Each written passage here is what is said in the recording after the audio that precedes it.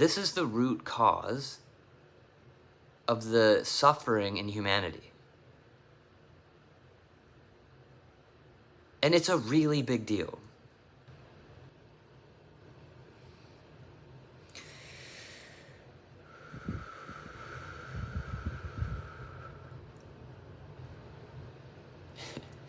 It's not easy to shine light on dysfunction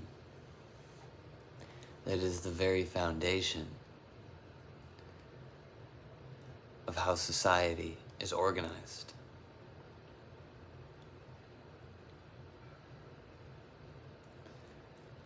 You can imagine that I'm being met with incredible resistance.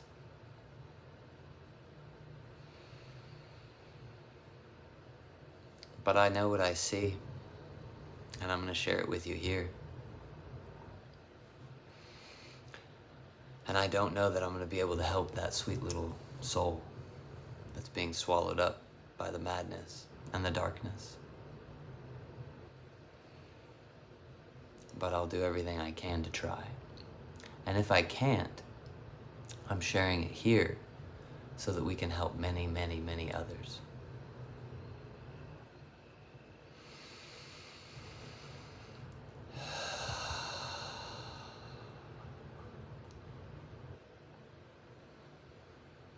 As I've said on many of my videos, we are pure awareness in temporary form.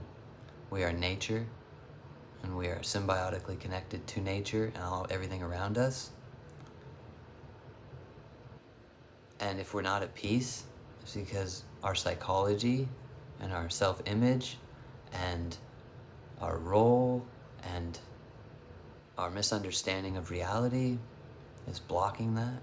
And if we can't feel presence and peace and love within ourselves, it's because the psychology is blocking the energy from coming up and allowing our bodies and souls to heal.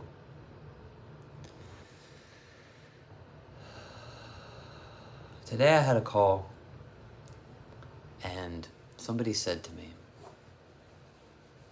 well, when he's feeling sadness, releasing feelings of pain, sadness, did you ask him what's going on?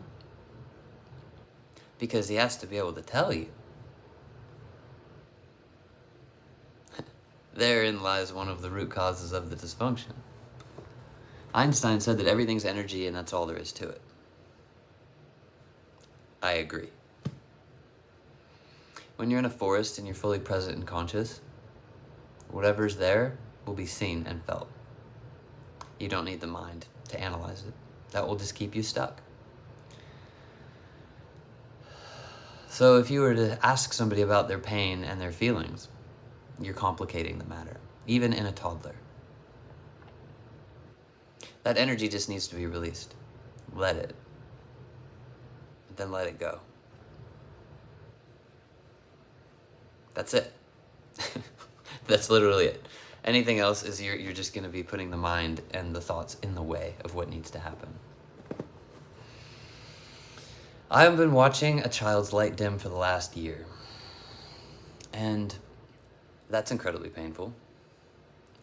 And the root cause of the dimming of the child's light is the insistence by people and society saying, we know what's best for this child. And they disguise it as we're caring for them, we're being loving, we're doing what's best for them. And they'll say, and we're going to do what's in the best interest of the child, what's actually in the best interest of the child. I said, okay, that's great, I'm on board with that.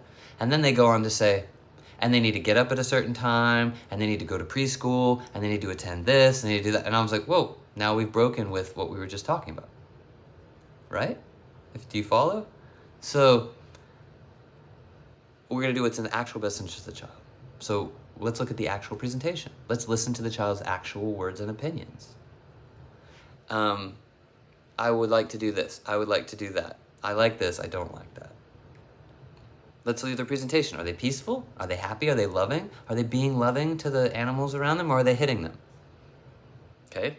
Are they calm and present? Are they aware of their surroundings?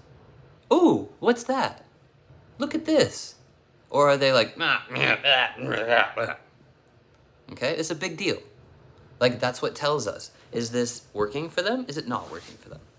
So, what I've seen amongst the powers that be, the system, the people who are supposed to be helping these young beings of light, the family members, everybody, almost everybody, is basically saying, we know what's best for this child.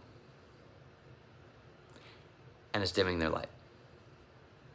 And they're telling me, you're the problem, you need to go along with this is what's best for them. And I'm like, it's not.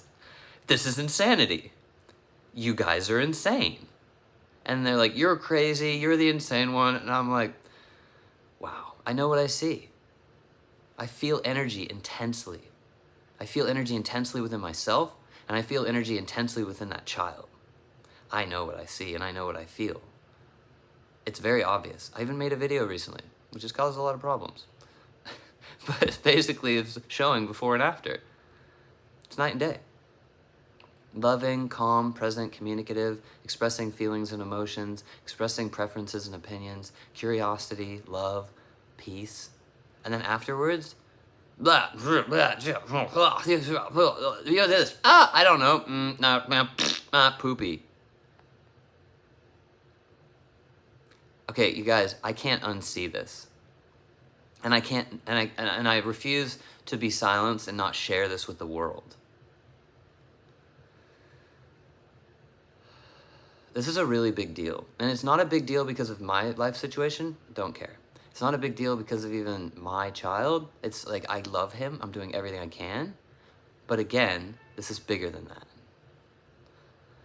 This is the root cause of the suffering in humanity. And it's a really big deal. So what I see is that you've got this being of light and presence. That's just nature and form, and just pure consciousness and pure awareness and pure presence. It's just gorgeous, right? And we're all drawn to babies for that reason. And then, like, if you keep them in a frequency of presence and nature in the present moment, and you be careful of the psychology, and you don't tell them you're this, you're that, I'm this, I'm that, I'm important, you're inferior, you know, you're this is your name, this is like, if you don't do that, and you just stay present with them, keep them grounded in reality, see them, like, create a safe space for their feelings to be fully felt. Feel your feelings fully, okay? Then you can raise a being of light that won't lose that. Their light won't dim. Well, what I've seen in more of like the traditional structure of society of how you raise a kid, frankly, and I'm going to speak really clearly here, there's an insistence for people to raise children as their own personal emotional support puppet. They want it to dance and perform like a robot, like a monkey. They want it to comply. They don't want it to disagree. They want it to be obedient, and they want it to go along with what they want. And if it doesn't, they're willing to punish it and use anger and aggression and intimidation and threats and harm to get the compliance. And what I watched was, at the beginning, it was like resistance, boundary pushing back, and people call it the terrible twos. But it's actually not. It's actually a pure autonomous being of light saying, this feels awful, I don't like it, leave me alone, this is my space, that's yours, back off. And the caregiver increases the abuse. So it increases the aggression and the punishment, it withdraws love and affection and care and kindness if it's not getting compliance, and then it will give what looks like love and affection and kindness, it's actually not, but it looks like love and affection and kindness to reward compliance. So after like months of this, and it takes time, what you see is this pristine child, this pristine being of light, their light starts to dim. Their voice is not speaking up. It's not safe. There's a look of fear in their eyes, and they withdraw within themselves. And that is where this all starts for most people in society today. I don't want to upset mom, I'll just go along with what she says. Or I don't want to upset dad, I'll just go along with what he says. And as a result of that, they start to live in fear. They start to doubt themselves. They start to look outside themselves for validation of how they feel.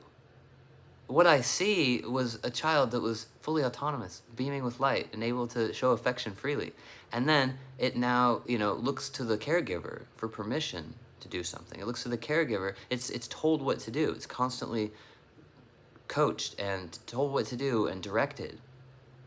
The autonomous being is no longer. So now this being can't navigate reality. And now I understand very clearly why most parents are afraid that toddlers are going to run into a river or jump off a cliff. It's because of the way that you're raising them. It's because you've compromised their own awareness of reality. And that's a really big deal. So when people are like, oh, it's near a cliff or it's near the water, you can't be there because it's dangerous. And I'm like, what are you talking about? Like, he's aware of the water. He's aware of the cliff. He's not an idiot. Like, he's present. And then when I got back after a month away, I understand what they're talking about. Not aware. Like, not present. Not aware of their surroundings. Erratic thinking, erratic mind. Like, I get it. But it's because of the way that you're raising them. You're undermining their autonomy. You're putting your pain and trauma into their pristine souls. And again, I'll go back to Einstein. Like, Einstein said everything's energy, and that's all there is to it. And the words are the problem, you guys. Drop it. Feel your feelings. And stop parenting these kids primarily with words. Ground them in the present moment.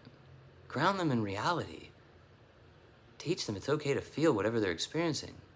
Let them have their own opinions and say, back off. The only way to allow that, you need to create space, and you need to keep them in nature, or close to nature, a lot, so that their waves of confusion and chaos can subside.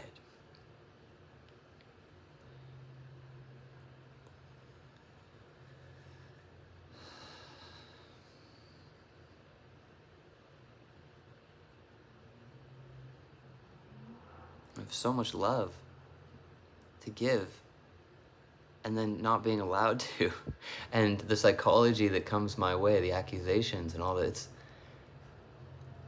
it's insane. And if you fight it, you strengthen it. And that breaks my heart. But I can share it. I can share it. And I can share it with you now. And we can help other children. We can help everyone heal. And all this madness and all this suffering, it's not necessary.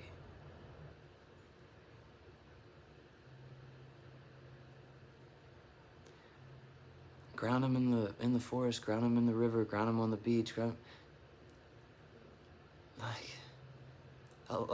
find a way for them and you to become present, and then you'll see you don't need to live in fear, and you don't need to control them. Like, they're intelligent, fully intelligent, autonomous beings.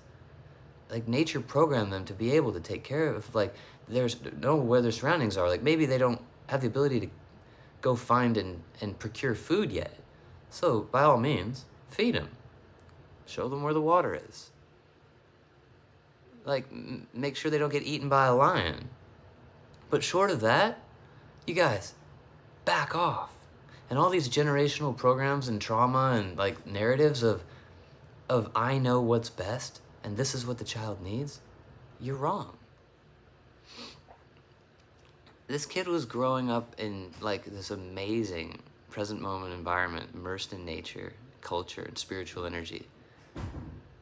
And then I'm hearing, no, this is what he needs. And I see he's depressed and sad and withdrawn and not present and not peaceful and lashing out and instead of petting the dog with love, he hits the dog. I mean, and then you're like, this is what he needs. You guys, that's insane. That is ridiculous. It's ridiculous. just, the brain scrambles. Ugh. If a child is not fully present, being loving and affectionate, have a spark of joy and energy in their eyes, and aware of their immediate surroundings, and can sit peacefully, it's the programming and the environment. Change it. We have the power to do that, and with that, we can change the world. We can change the universe. We can change the dysfunction of humanity. It's a really, really big deal, and this is how it happens. This is when it happens. Like 1.5, 2 years old. I watched it happen, and boy, did they fight me. There was this incredible pull to like program that kid in that way. And there was a direct correlation with the light dimming and the love and joy and peace receding.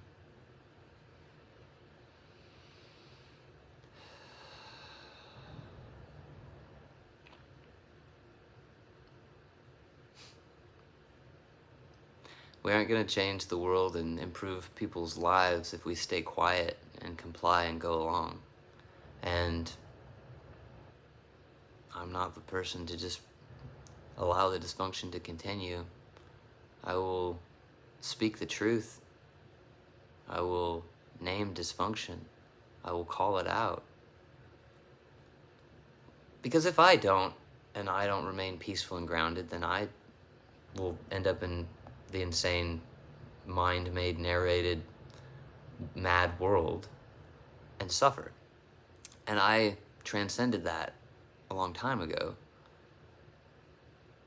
It was an incredibly painful process to do, but then I found peace and presence. And once you have that true peace and presence and reality and present moment awareness, and you then taste dysfunction or you see dysfunction, it's like putting a frog in a pot of boiling hot water. You jump straight out. It's like, nah, F this stuff. Oof, that's awful. And then you just run back to presence at all costs.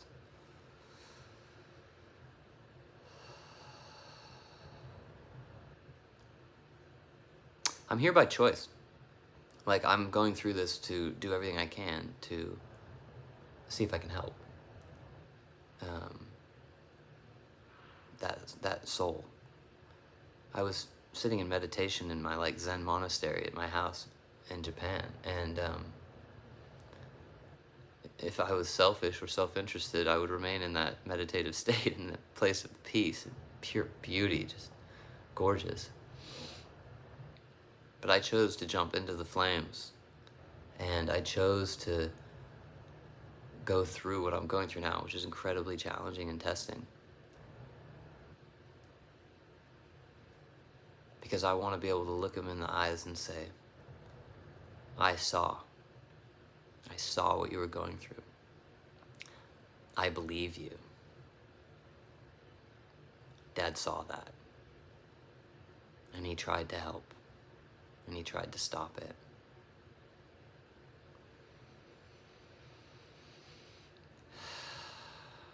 And I know that light, that soul, that spark of the divine, and I will always be that lighthouse to come back to.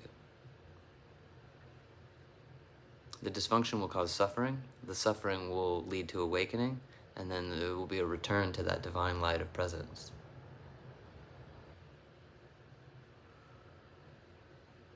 I'll be here when you come home.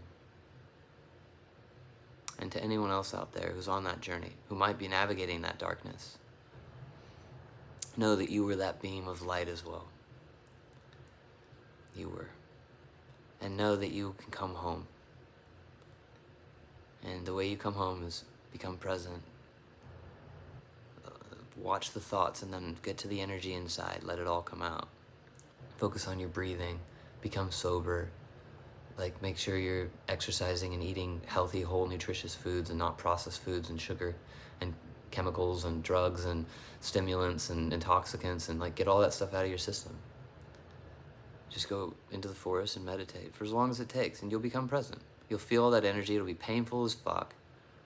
It'll hurt like hell.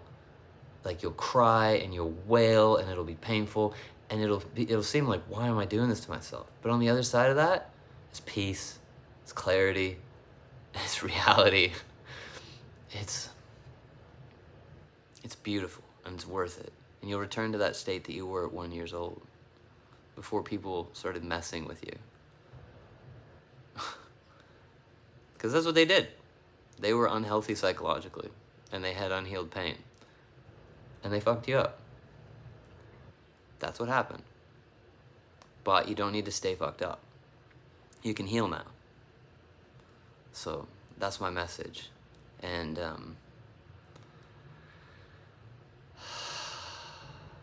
on the deepest level, you're already home. So if it seems dark and it seems confusing and it seems disorienting and all of that, just know that that's just the psychology. And it's real, it's happening, okay? But just know that beneath that is the work that you need to do, that everyone needs to do if they're not fully peaceful and present, feeling love.